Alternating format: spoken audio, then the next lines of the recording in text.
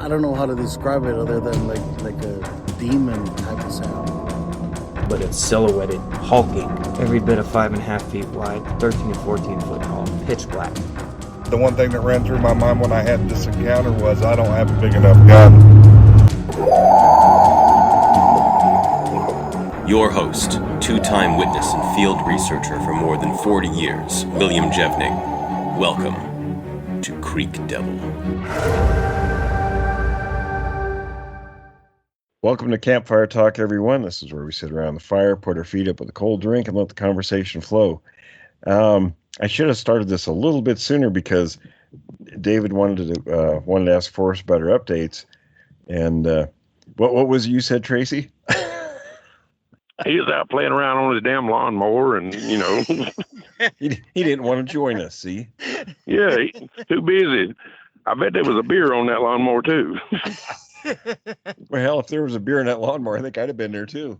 Right. Hey, that's how I cut grass. So It may not be straight rows, but it gets cut. There you go. I think my yard's getting bigger. It used to take me a 6-pack to do my yard. Now it takes about 8. Funny how that happens, isn't it? It's a strange. I mean, I can't figure it out. I asked my wife about it. She just rolled her eyes and walked away. She didn't see the yard bigger? No, she actually said, I think it's smaller, Tracy. I said, really? Did she ask you how many times you had to cut it in one day? Yeah, she did, actually. She actually stopped me the other day and said, how many times are you going to go along that same strip right there? I said, what? She said, you've already cut it 3 times. I said, oh, sorry about that. She said, yeah, quit wasting gas. Wearing them beer goggles while you're cutting the grass. I kind of what I was thinking about, NASCAR and going in circles, just and so I didn't like when the circle got smaller, so I just started swinging to the wall, I see. Well, Forrest, I don't know how much of the updates you want to tell David about. Well, you know what? I thought of something last night. I was sitting here. Actually, I was watching Fred on the TV, and I don't know why I thought of it, but I don't know if I know you probably remember that one thing I failed to mention to you was when we were out looking, we couldn't find Dosey, and my cat, one of my cats, and I don't like to leave her outside because she's a mostly white cat, and I had actually walked up to the road, and I was walking up and down the road calling her, thinking, could she possibly have been so silly as to go across the farm to market road here? And these idiots out here, I'll drive 100 miles an hour down it. And so I was like out there with my spotlight going up and down the road, and I'd walk down to one corner and then turned around and walked back to my other corner, and I was covering a good piece of property, and I called and called and called, never heard her. And I was walking back, and all of a sudden I hear this whoop from across the road, and I stopped. I looked over there, and I actually scanned my spotlight out there, and there was deer out in the pasture, and they were all looking towards the woods. I mean, all their heads were up, and they were all looking towards the woods. They heard it too. And I was like, okay, I think it's time for me to go in. Dosey, you're on your own. And by the time here's the funny part, by the time I walked back down to the house, she was sitting on the back porch. So, of course, she'd probably been sitting there the whole time watching me walking up and down the highway like, of course. Mom? Did she give you that dumb look like, hey, what do you think you're doing? Yeah. I've been right here, Mom. What? You silly woman, you. But anyway, David, we had I don't know how it was over at your place, but we had totality here in Central Texas on the April the 8th when we had the eclipse. And I'd only seen totality once before when we were up in Alaska. Of course, that's been quite a few years ago. But we decided we were going to have a barbecue. And several people from work came over, and then we had it all spread out in the backyard and had lawn chairs and everything pulled up. And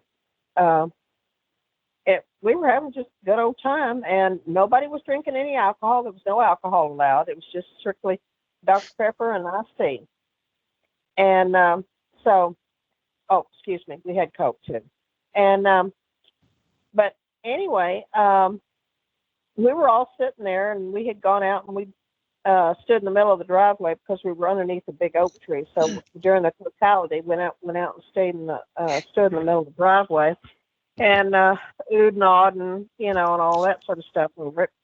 And came back and we sat back down, and it must have been about a half an hour after the eclipse when all of a sudden the horses. And by the way, we'd opened the gate coming into the yard. And I have like a 7-foot fence around my yard. And so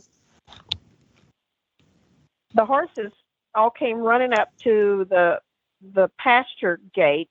We'd let them out that day in the front pasture, and they all came up to the back pasture gate, and they were standing there. Now, the stallion we'd left in because we'd actually let him out earlier, but he was kind of being a pill and was running them around and trying to herd them through the pasture and wouldn't let it. They get to eating and then he'd want to herd them again. So we went out there and got him and put him back in the pasture by himself, which he wasn't real happy about, but it was what it was. So they all come running up to the gate, and they were like having a meet and greet at the gate, like they hadn't seen each other in 5 hours.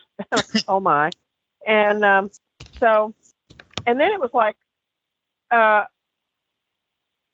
they must have had an epiphany. They all came in the gate that we left open into the yard. And when they came around to the back, I realized, and so did Jessica, that what they were coming in for was the water. Because I have a hog trough back there that I keep limestone bricks around, and it's kept full of fresh water all the time. And it's actually for the cats. And they can step up on those limestone bricks and just stand there and get their water. In fact, I even have a couple of them down inside the tank so that if the water gets low, they can step and stand on those and get their water. Well, the horses remembered that was back there. And what they really had gone to the back gate for was they wanted to go to the water tank. They were thirsty. So they all came to the backyard. And we were kind of standing there looking at the horses and stuff. And I was actually, my chair was angled such that I was facing west towards the end of the mobile home here. And Jessica was sideways to it. And then Angela was facing the same direction as me. And the other guys were actually facing south, their chairs and stuff. So they were facing towards me, and I don't know why we just arranged our chairs that way. And I had kind of turned my chair a little bit more when the horses came in, and I was just sitting there looking at them. And all of a sudden I went, well, where's the baby going? And I mean, that's about all I got out. Where's the baby going? And then I realized what I was looking at wasn't the baby. Because this about a 5-foot tall juvenile had jumped up, and I was like, what the hell? What was that? And I mean, you always say that, and I think I reminded you, Will, why do we always say that? Because we know damn well what it is. Right. And Jessica was like, what the heck?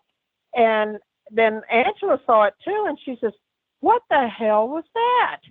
And she said, did I just see what I thought I saw? And I went, yeah.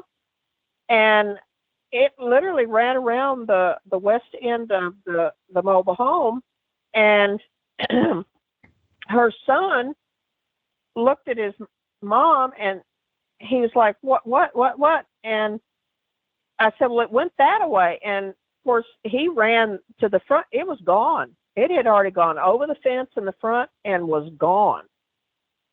And I don't remember which one of y'all asked me what color it was, but it actually was about the color of this, my weanling colt is he's actually a blood bay, but he had this kind of a dark brown, light brown baby fuzz still on him, and he was only kind of getting it. He was blowing it, but that's what he had on his back, and that's why. I mean, this was the same color as that. It was a dark brown with lighter brown, almost a buckskin color on the shoulders and then down the arm, and all I could see was the right arm when they went around. When he went around, she went around, whatever it was, it went around the corner of the house, that one right arm swinging up. And I really couldn't see the legs all that well because at that point in time, the grass over there on that side of the house was pretty high, because David won't bring his lawnmower down here and mow my grass. But anyway. But Tracy, there's an opportunity. There you go. you could drink a lot of beer. I'm gonna give him a break on this one. But I mean, we just all sit there with our mouths open, and Angela just kept going, I can't believe I just saw one. And it was just, I mean, I don't know why it is. It's like every time you see one, you're still amazed. I mean, it's almost kind of like the first time you see one. I don't know why. Why is that? Miss Forrest, I got a question for you. You were talking about its color. Now, I grew up down here in the South. I've got when I was younger, I had naturally dark brown hair. But when I was outside in the summer, my hair would get almost blonde until I had got a haircut, and it'd be dark brown again. Do you think the sun bleaching of the hair may be? Yeah, was sun bleached. Yeah, I think the base color was dark brown, and I think it was just sun bleached because of what I could tell. It was like across the shoulders and on the top of the arms, and it seemed to be on the top of the head. And now I was actually thinking about this too, Will, because I had never really, it's kind of like I keep going over it in my mind's eye. I don't remember it being a large, like gorilla type head, a skull like that with a large sagittal crest. And I think that I think they develop very similar to gorillas. When the babies are born, they don't exhibit that sagittal crest, but as the older they get, the males develop those. And the females do as well, but not to the extent that the males do. But at approximately what age do they start showing that sagittal crest? At about what age do they start showing that? Well, it starts developing in the late, early 2 years of age, late yearling age. Oh, that early? I thought it would have been more like in their teens.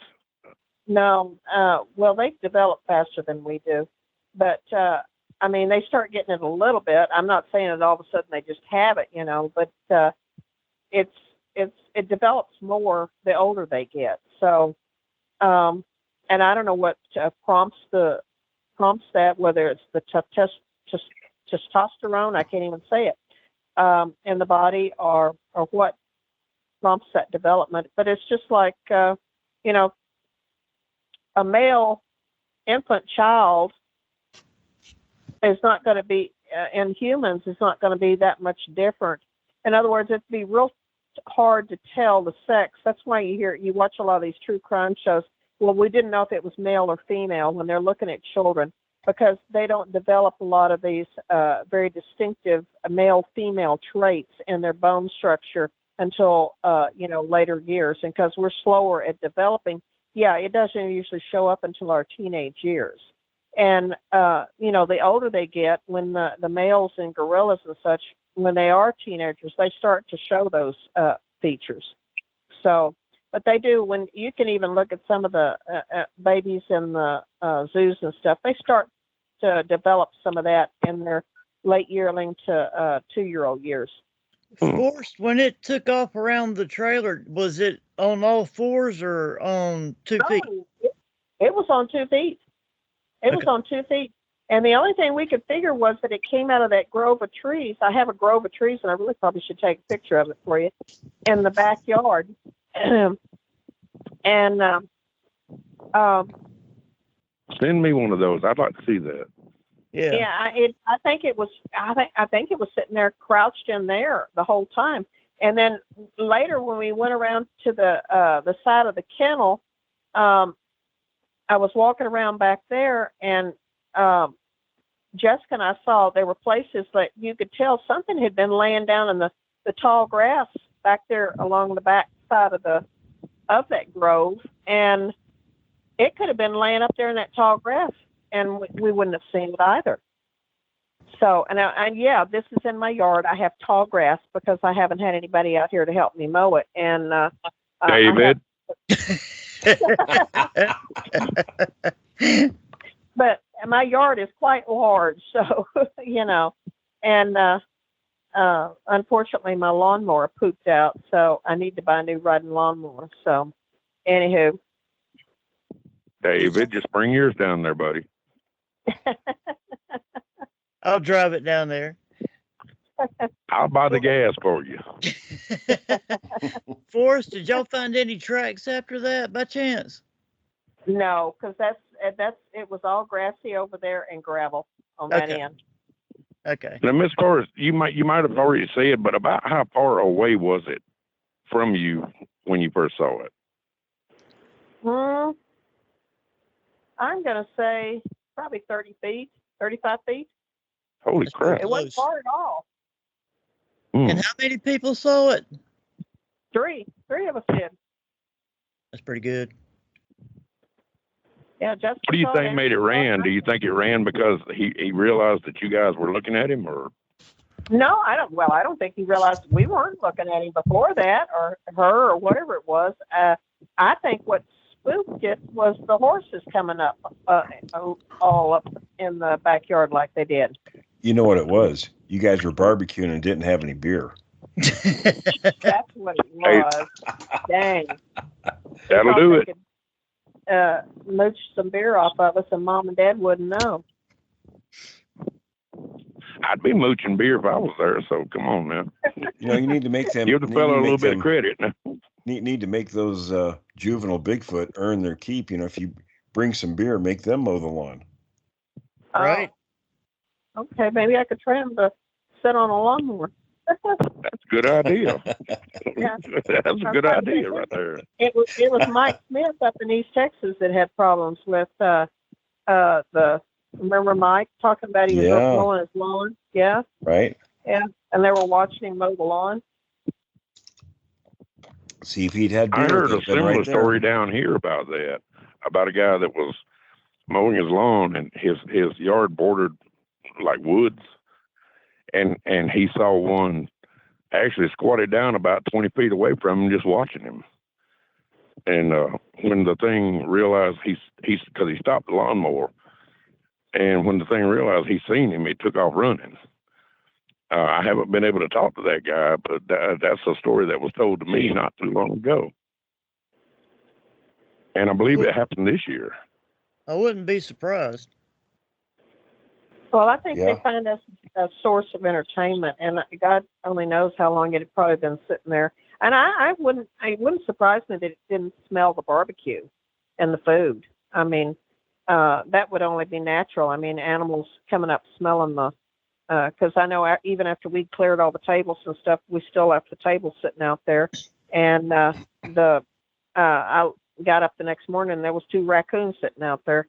And I'm Oh, sure yeah. they just smelled all the food out there, and they were like, "Okay, well, where's the food, Mom?" Yeah, that would absolutely attract him. He may have been hoping y'all would clear out and leave some behind and he could grab some. Well, if he'd have been real smart while we were out there looking at the up at the eclipse, would have been the time to do it, because we were all out in the driveway in a clearer area, so we could look up the sun. So with all of our little glasses on. So hell, I Was would it a even complete eclipse? Was it a complete eclipse there in Texas? Yes, it was. It was a total eclipse there.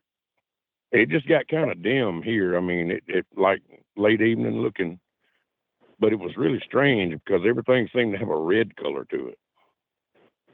Well, you could. Yeah. It was so total here that you could actually see the sun flares coming off of it, the red flares coming off to the side, Oh, and wow. you could once the totality hit, you could look at it with your bare eye and see those. It was really neat looking. We got. I think, didn't I send you a picture of it, Will? That You might have, yeah. Yeah, I think I did. And it's there's, and in one of the pictures you can actually see a sun flare coming off the bottom of it. And we were all like, "What is that? What is that? What's that red stuff coming off of there?"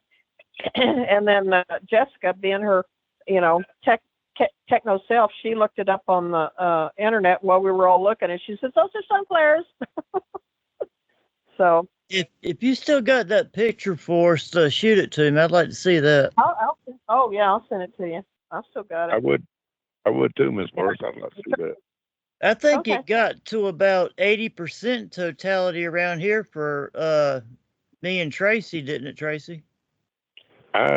Somewhere around that, yeah. I mean, it got real dark, like it was late evening, but it was strange because everything looked like it had a red color to it. I mean, the leaves on the trees, they didn't look green. They looked like they were orange or, a reddish color. And it didn't last long. It was maybe 15 minutes, and the sun started, brightening back up. Yeah, that's how it was here. Everything had a reddish tinge to it. Well, the actual eclipse doesn't last a whole.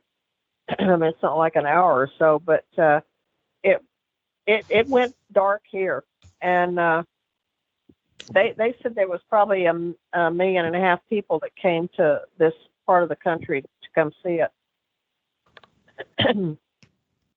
Now, I remember several years ago. Well, it's probably been about 10 or 12 years ago. We had a total eclipse here, and it got so dark the yard lights came on. The outdoor lights came on and everything. But then all of a sudden, everything brightened back up, and it was a hot day again. Yeah. Well, that's what ours did too. All the pole lights came on, all the booger lights came on, and All the booger lights. Yep. And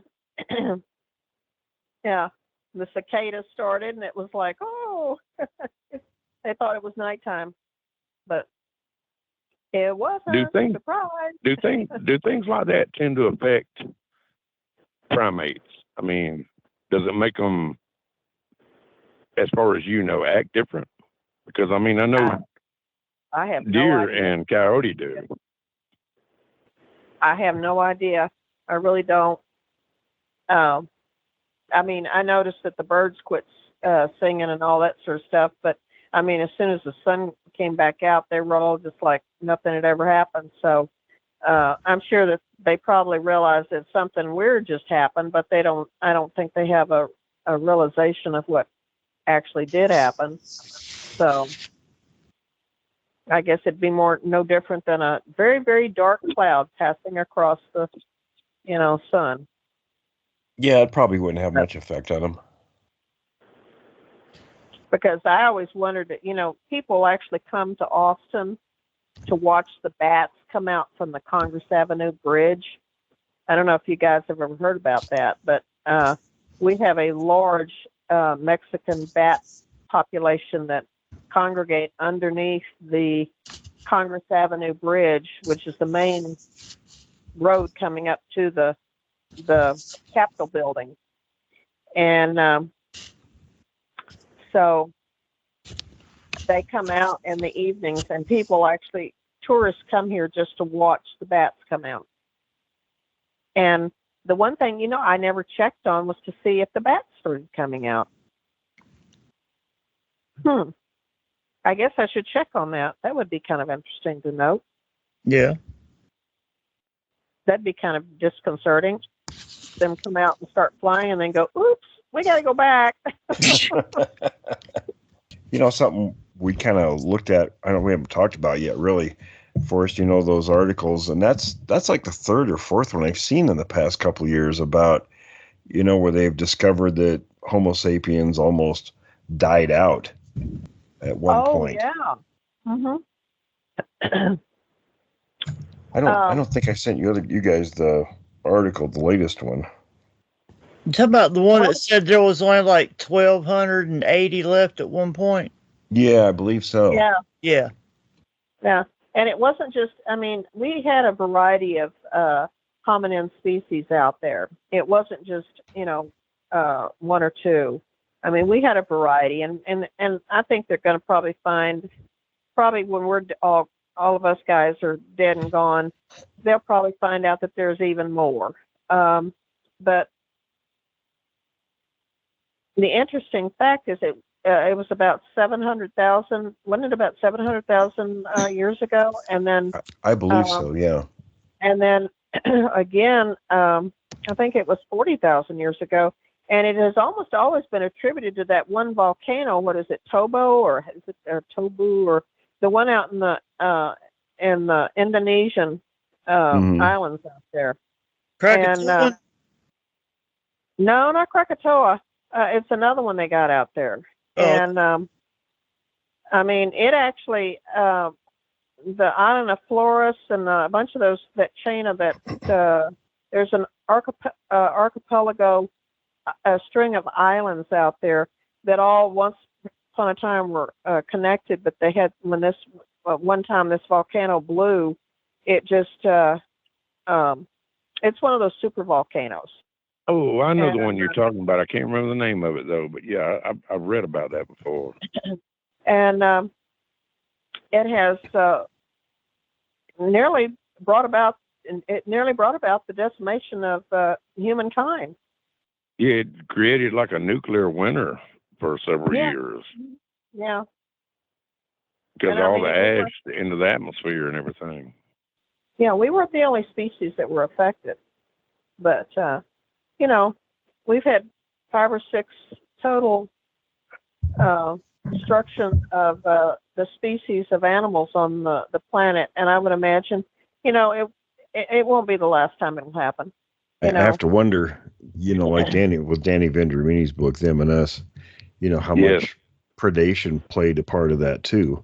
If there was a nuclear winter, some of the, the larger predators were going to eat anything, especially if other foods might not have been available. And, we do know these things do eat people. Yep. Well, and there are evidences of cannibalism in humans and have been for eons of time. We're not immune to that. And there have been incidences of cannibalism shown in Neanderthals. And so, when... Benjamin talks a lot about that in that book. He talked about how Neanderthals and humans conflicted, and that Neanderthal would kidnap Homo sapien females and have their way with them. That's why people have Neanderthal DNA in them now. Well, now, guys, how I am very sympathetic towards the Neanderthals. Why do we always assume that the Neanderthals kidnapped human women? They were human too. I don't know why I even said that.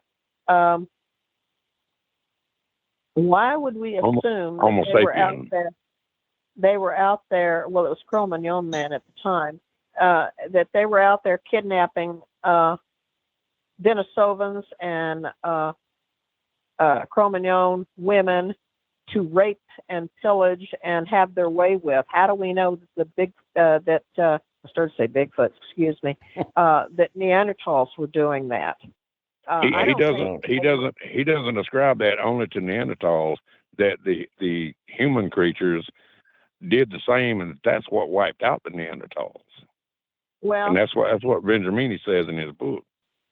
I think there were a lot of factors that contributed to the demise of the Neanderthals, other than just warfare between the groups. But I think Um, climate change had more to do with it than anything else. well, that's just what I was going to say. Is I think climate change had a lot to do with it. The decimation of your large herbivores at that time, which was their source of their diet, and so I mean, there's a lot of things that attribute to, and of course, I've always said that I think that there are Neanderthals that still exist. And I think that these sightings that they have in the Ural Mountains and in the Carpathians Mountains, I think those are excellent places for Neanderthals to have gone to and to have hidden. Well, And Miss Forrest, let me ask you a I would question love on to that. think that they were still here. Let me ask you a question on that. Now, growing up and all my life until I saw Benjamini's book, I always thought of Neanderthals as looking a lot like us, pretty much hairless with, large skulls, large brow ridges, much more muscular and stockier than us. In his book, they're hair covered. Mhm. And that drawing, that picture that he had in the first article I read, that it scared the crap out of me because it was so close to what I looked at that night. Do you think they were hairless like us, or do you think they were hair covered like the monsters in the woods? I think that they were hairless, and it's pretty much been proven that they were. I don't know where he ever got that idea. I've never read that book. I never. Well, what he I know gets Will had what he asked me gets that what's the from book. though, what he gets that from, and I understand his point is, when they have, nobody knows what fossil species look like other than, what they can put musculature and things like that on. They don't really know what the finished product looked like. Yeah, they do a lot of guessing when they do that. They give it, artists do it.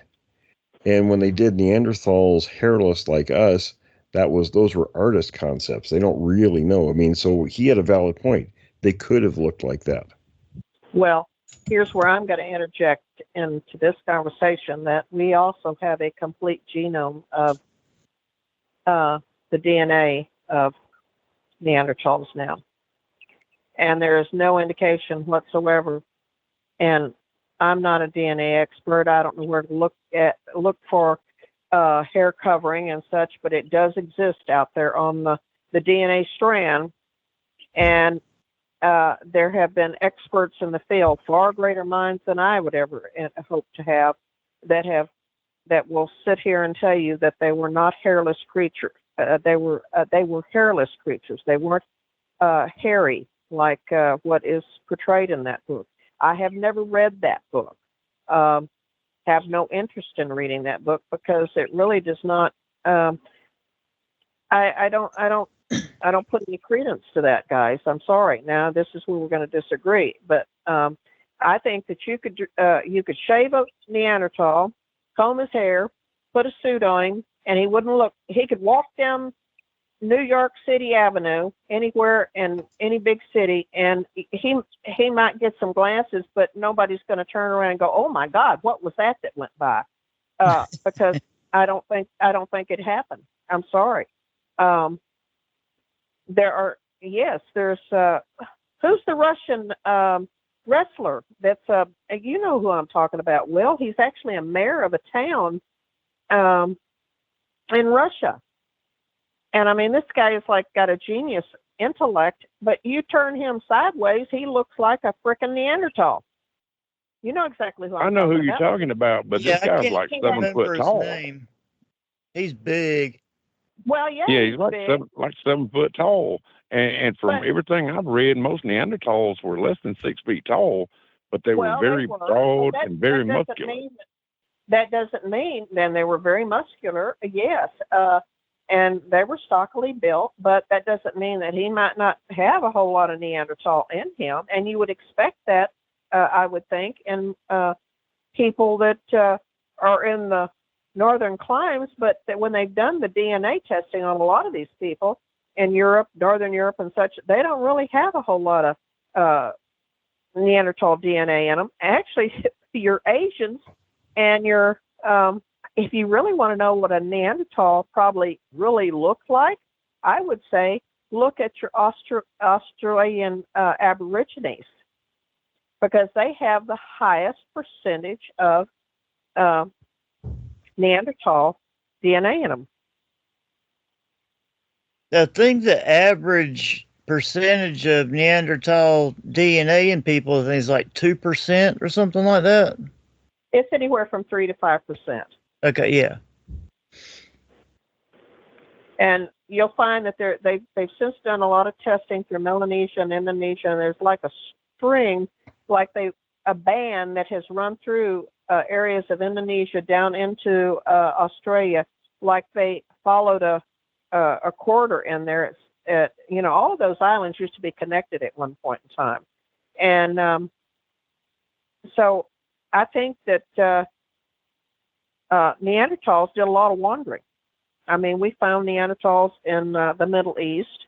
They didn't go too far south, but they seem to have gone east and then down into, or at least some of them, because that one Denisovan finger that was found that was first started the people to realize that there was another type of human out there, and it was a female. They were able to find out that she was a female, and she was not only Denisovan, but she was also half Neanderthal.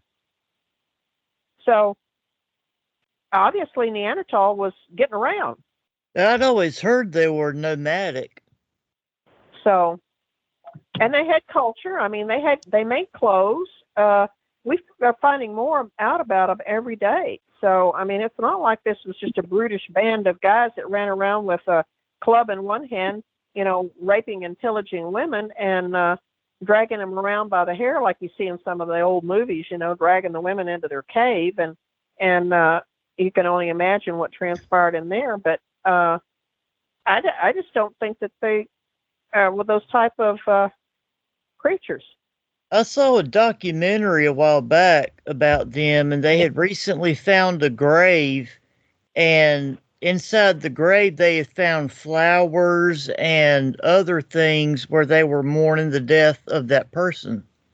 Yeah, the body had actually been rubbed with red ochre, and which would account for them wanting it to look more lifelike, because truthfully speaking, when you die, you start turning kind of grayish colored.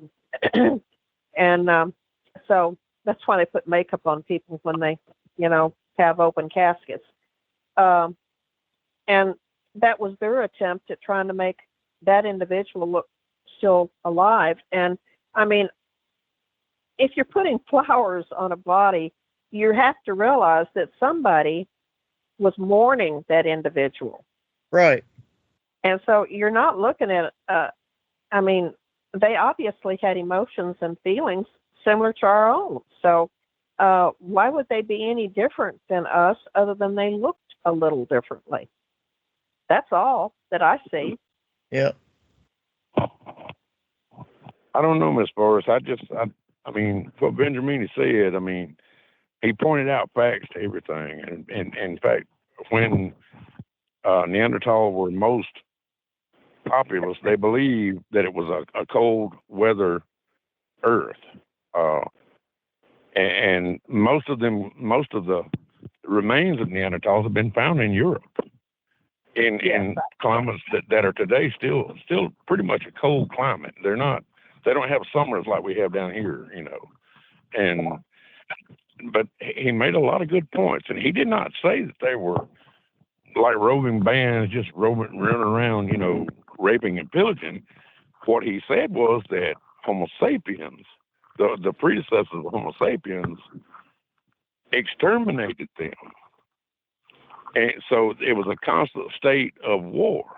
Just like in the American Southwest, between different tribes of Native Americans. At that time, it was a constant state of war. You take a prisoner, they're made a slave, or you killed him. And that's what he's saying in what I read. And I could see how it would make sense. And he believes they were hair covered because of the climate. I guess from where they came. Anything he wanted to, but why would they be wearing clothes if they made clothes for themselves? And we found sewing implements in the fossil finds. So why would they be making clothes if there were such hairy creatures? I mean, would those clothes and sewing implements necessarily have belonged to them? Could it not have been from some captives that they caught? No. You see, no. there's a back question to every question on this, and only science is going to be able to figure out what is what. And I'm hoping that maybe someday they'll be able to figure out what dinosaurs look like, what they actually look like. Well, let me put my 2 cents in here, guys. I think Venturini has an interesting book, but I think you need to replace Neanderthal with our creatures. You have to understand. I kind of agree with you. Neanderthals existed on this earth longer than any Homo sapiens sapiens have.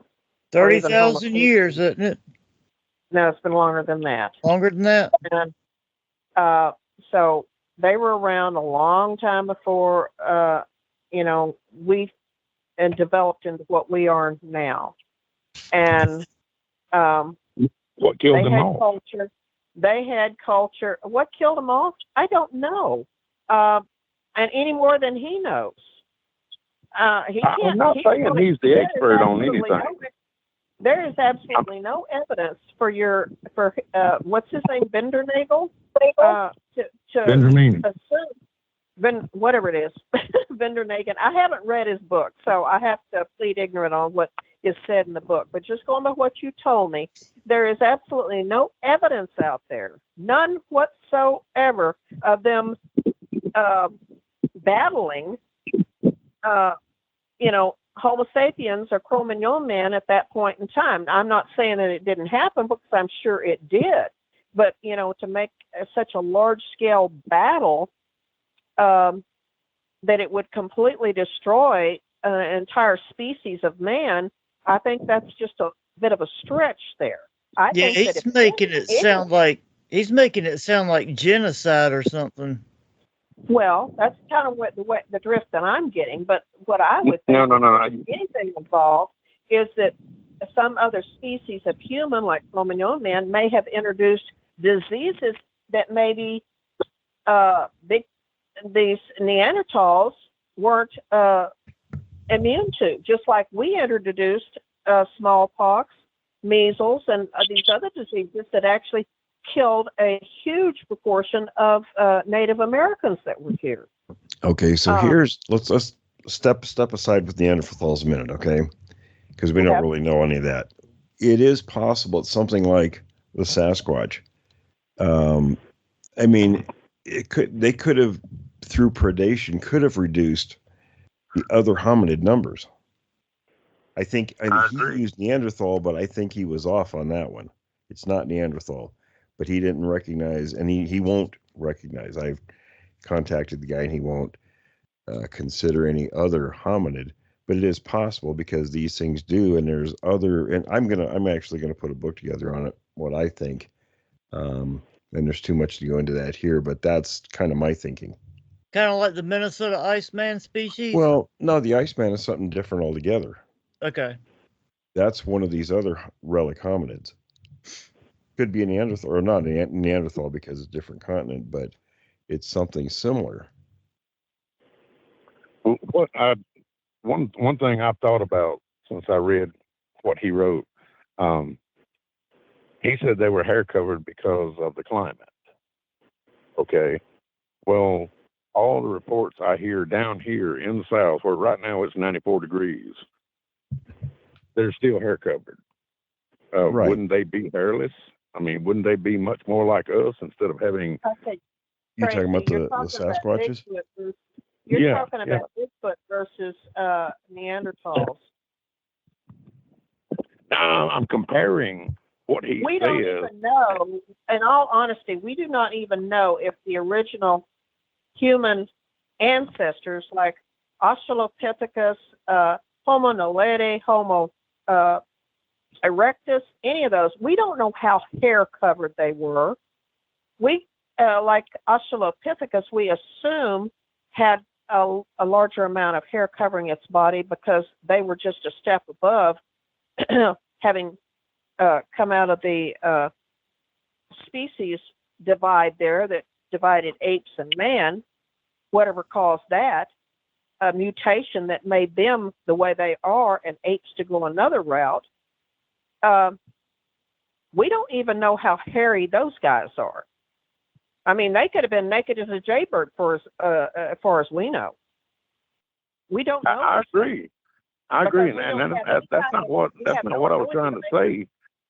I'm just asking, if climate has so much of an effect on hair or lack of hair, and they're very similar to us. Why are they still hair covered? All the reports I've heard report of one that looked like he had the mange, and patches of hair missing, but was still hair covered. Well, look at your gorillas and chimpanzees and gibbons. They all, and most monkey species live in tropical areas, and I don't know of any of them that are hair covered. There you go. That's my question. Are they more human? Are they more ape? I mean, go ahead, Ms. Farr. Oh, I was going to say, you're assuming that Neanderthal would have been hair covered because it lived in a colder climate, but look at all these other species of primates that all are hair covered. I haven't seen any of them naked. The closest thing to being naked is your stump-tailed macaque when they're first born. They look like little naked babies. And see, you're making my point for me. That's what I'm talking about. Are they more human? Or are they more ape? Because apes are hair covered and they live in climates much hotter than where I live. Are you talking about Neanderthals? No, I'm talking about apes. I'm talking about our Sasquatch. More Sasquatch, ape or more human? Sasquatch, I have always said, I think is a great ape. I've never differed on that opinion. That's what I was trying to get to. I mean, they can't be a human because humans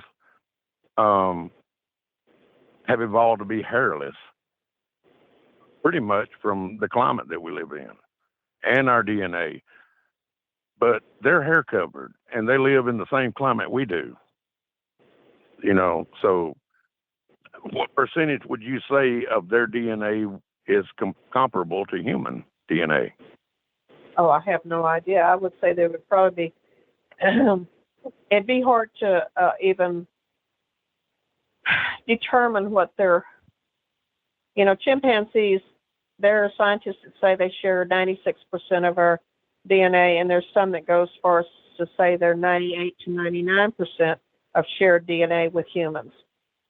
The question is, what is that DNA that we share between them? Because there's even differences in specific DNA segments that there'll be percentage differences. I mean, my God, you can, I was actually reading an article on this last night on the Y chromosome that is being affected in all males, including humans and the great apes, and even showing up in some other primates that they're having, women all are XX, men are XY. That Y chromosome is exhibiting a lot of mutations, and it is exhibiting a lot of rapid mutating in all of these ape species, including man. And they don't even know why, but they were discussing the fact that in DNA, and I am by no means any DNA expert, but you can get percentages. There are certain percentages that your bonobos, which are basically pygmy chimpanzees, they share more DNA with us in these certain segments of their chromosomes, where more so than even your pan troglodyte, which is your common chimp. But yet the common chimp overall shares more DNA with us than the bonobos do. Wrap your mind around that one. Because I was just like going, I think I'm going to have to read this article 3 or 4 times to really comprehend what they're trying to tell me here. Will, why don't you try to get a DNA expert on here to talk to us about this? Because I've got a lot of questions about that too. And I think it would be really interesting to have a DNA expert, someone who actually deals with and works with it on a daily basis to try to help explain some of this to us. Well, Tom and I have been looking for one, and we haven't been able to find one yet. So if anybody out there knows a DNA expert that will come on and explain DNA to us, we'd appreciate that. I know I would, because, I mean, I've got, like Miss Farr said, chimps sharing so much commonality with our DNA, but they are so different from us. Are they? You know, well, are they really? my arms aren't that long. I'm not that strong. Well, they are. You would. They're not that tall. You would not mistake a chimp for a human. No. That's what I mean. I mean, that's but not you what know, I was trying to make it all. they are so different from us, and that tiny fraction of DNA that is not in common with us makes them what they are. And I have a lot of questions about that, because I just don't get it. If they're so common, why don't they look more like us? You know, why aren't they proportioned like us? I mean, even if they still had hair, why aren't they proportioned like us? And maybe Sasquatch, the monsters in the woods, are kind of a bridge between us and chimpanzees. They're proportioned more like us, even though not exact, but they still. I mean, you guys get what I'm saying? Yeah. Well, I get what you're saying, but I think that, and I've said this all along, and I may be right, I may be wrong. I don't know. I've always thrown this out there, guys, and I've always said, if somebody proves me wrong, I'll be the first one to say, hey, I was wrong. But I think the Bigfoot developed on by way of convergent evolution, and that's. Can you explain that term, convergent evolution? Because I don't. Well, that's what I mean. You have two. It can be common species. It can be uncommon species that develop along a path that they end up having traits that are very similar, and common to each other. Okay, I get you. I get what you're talking about now. Okay, I'm sorry. I just misunderstood that term. I never heard it really. The thing that they're finding in the fossil finds today is that there are fossil primates, and we're not talking about necessarily ancestors to man, but they think that there is one out there that that they have found here in the last 10 years, and they're still studying it, and they haven't made any decisions, but they have shown signs of bipedalism. And so I think bipedalism may have developed a lot earlier than what we might have thought. And they also exhibited a great deal of arborealism. So they were actually living in the trees, and they think that bipedalism in some of these apes may have developed due to the fact that they would walk along the limbs rather than walking along on the ground. And then that's how they developed, finally decided that, hey, I can do this in a tree. I can get down on the ground and walk. And that's how they think it may have developed. It's kind of like orangutans are real famous for, they very rarely come to the ground. They spend most of their time in trees, and they have a unique way of walking across the tree limbs and such. So they think that maybe that might have been the stimulus to some of this bipedalism. But what it says is that there are different types of primates out there that developed bipedalism. And so you can have a great ape that just went on to walk, and they don't even walk like man. Bigfoot does not walk like a man. They walk in a straight line, which is a compliant gait. They don't. We stagger step. and we don't walk anything like them. Yeah, they've And, got a gait that no human could ever copy. Well, you know what I always tell everybody is it's like a catwalk. And those girls that walk down the catwalk, remember, Will, I guess it was Tom that I had called up and I said, you got to watch this. You got to watch this. Watch the models walking down the catwalk. And the reason they call it a catwalk is because cats walk like that. They walk in their own steps, literally. And that's the way they walk. And these women have been trained. God don't ask, I could never walk like that. Oh my God. They literally swing their legs out and walk in a straight line coming down those catwalks. And I used to do it this far. It's hard to do. I can't do it. We sat in here laughing. You used to do it, Tracy? Yeah, I used to do it. Okay. My daughters and I, we were doing it at our house one time. We were trying to do it. We were all falling all over each other. But, it's all in how you swing your heel. Like that. That's not natural. I probably shouldn't ask, but Tracy, I shouldn't ask, but where did you catwalk? I'll never say. That's another whole nother show there, Will. I don't want those pictures becoming public. I knew it. I shouldn't ask. Now I get what you're saying, Miss Forrest, about how they walk. I understand that. I just had to throw a joke in there. It's just me. But and I know they walk differently, and they even actually step differently because the mid-tarsal, what they call the mid-tarsal break in their foot, Yeah, is typically a primate's type of. Have it. Yeah. Uh-huh. Yeah. It's a primitive creature that's found in all primates other than man.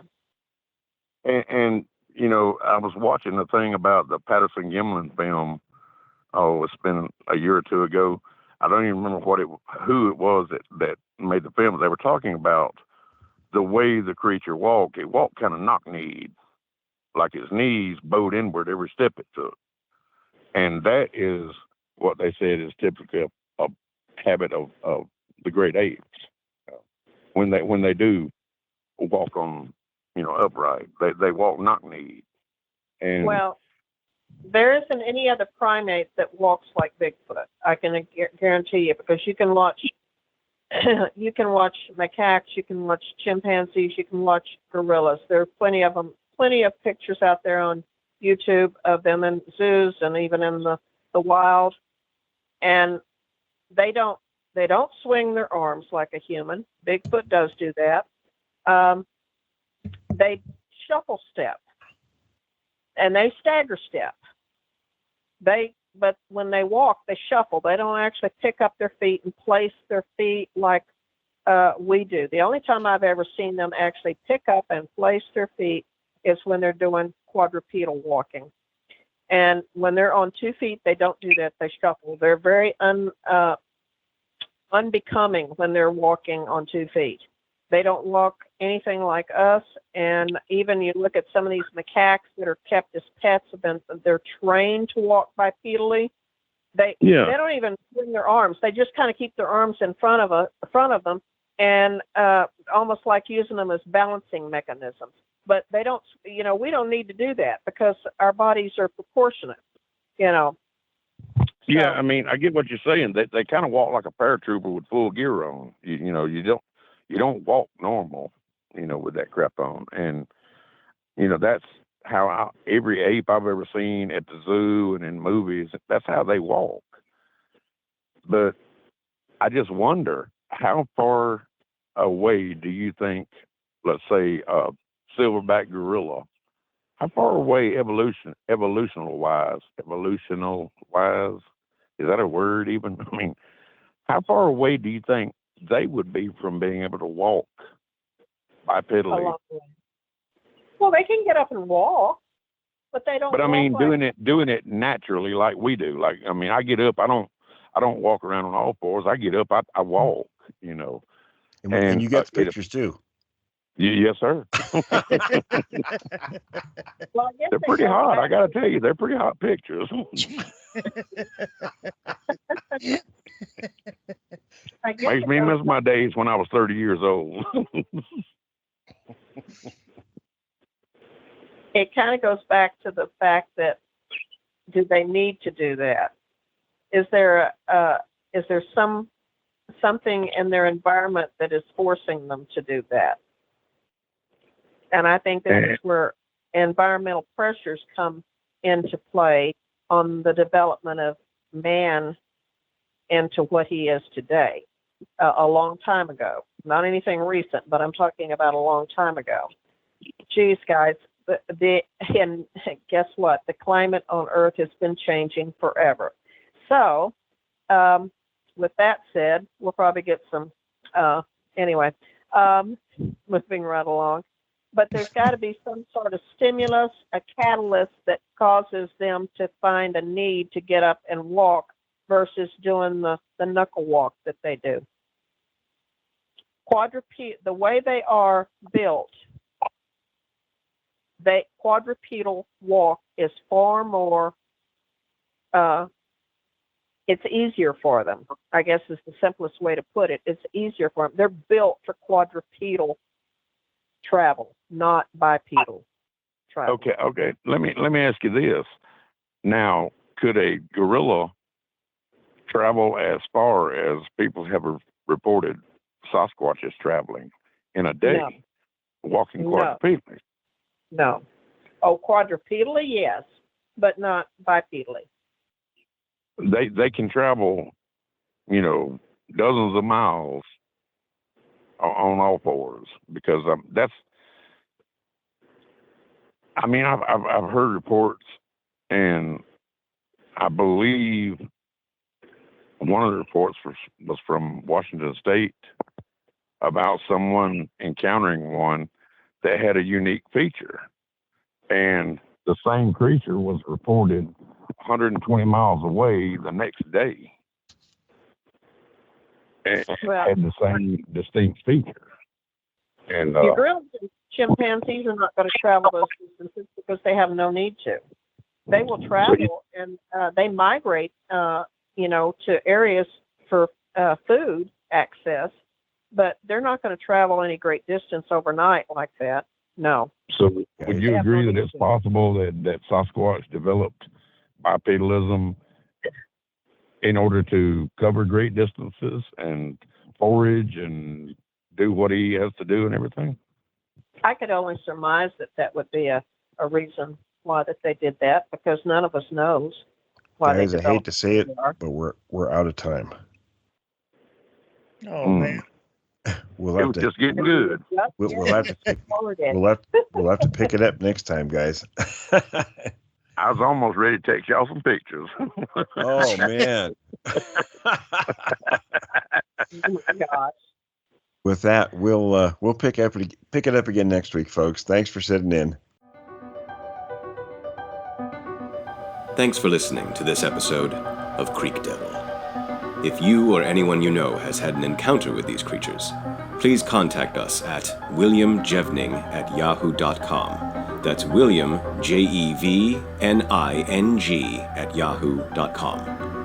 All communication is confidential. Join us for another program next week. And until then, keep your eyes open out there.